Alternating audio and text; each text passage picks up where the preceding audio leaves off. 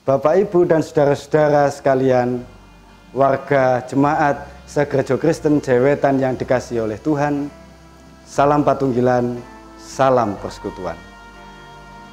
Saat ini, di tengah kewaspadaan kita dalam upaya memutus rantai penyebaran virus corona, marilah kita juga dengan penuh kekhidmatan mempersiapkan diri dalam menyambut Hari Raya Paskah.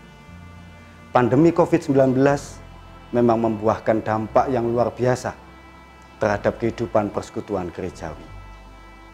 Namun meski demikian, marilah kita turut mendukung anjuran pemerintah melalui SK BNPB nomor 13A, juga anjuran otoritas medis di Indonesia untuk melakukan baik sosial maupun physical distancing. Anjuran-anjuran ini kita lakukan tak lain adalah demi kebaikan bersama, dan itu artinya juga demi memelihara kehidupan. Maka melalui aksi ini, Paskah secara sempurna akan kita hayati sebagai upaya mempersaksikan kehidupan yang kita temukan di dalam Kristus yang bangkit.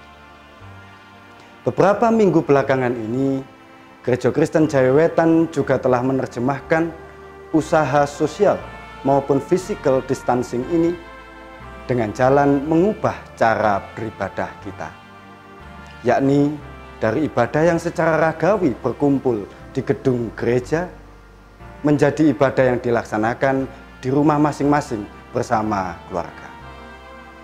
Inilah yang secara teologis dikenal dengan istilah gereja kecil atau ecclesiola in ecclesia, yakni keluarga yang merupakan gereja kecil yang menjadi bagian dari gereja besar. Dengan demikian, meski pelaksanaannya agak sedikit terganggu dan berbelit karena terpaksa harus membagikan liturgi atau file video panduan ibadah, namun hal penting yang perlu kita cermati adalah kehidupan persekutuan tetaplah terjaga.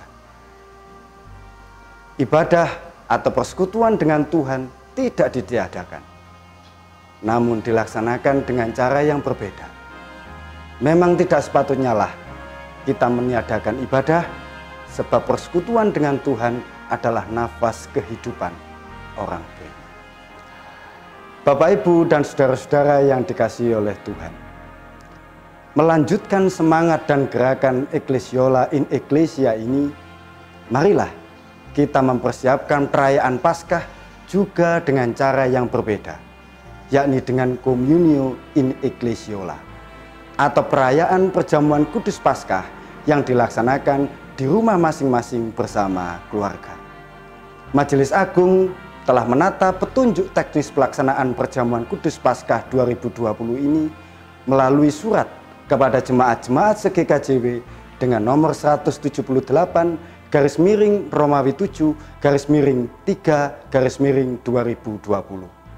Ini adalah tanggapan iman kita atas kemenangan yang dianugerahkan Kristus melalui kebangkitannya. Perlu kita ketahui bersama bahwa di sepanjang sejarahnya, gereja belum pernah berusaha meniadakan ibadah atau meniadakan terlaksananya persekutuan umat dengan Tuhannya. Yang dilakukan gereja hanyalah menyesuaikan cara yang dipakai sesuai dengan konteks keadaan.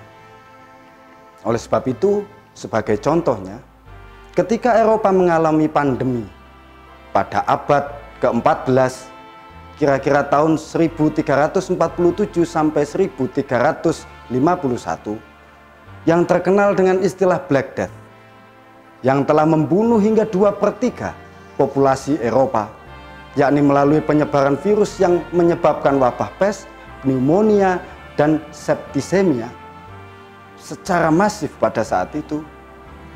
Ada catatan yang menunjukkan bahwa ketika tidak ada jemaat Kristen yang berani keluar rumah, maka perjamuan kudus dilaksanakan dengan cara mengirim roti yang telah didoakan ke rumah warga jemaat oleh para diakon.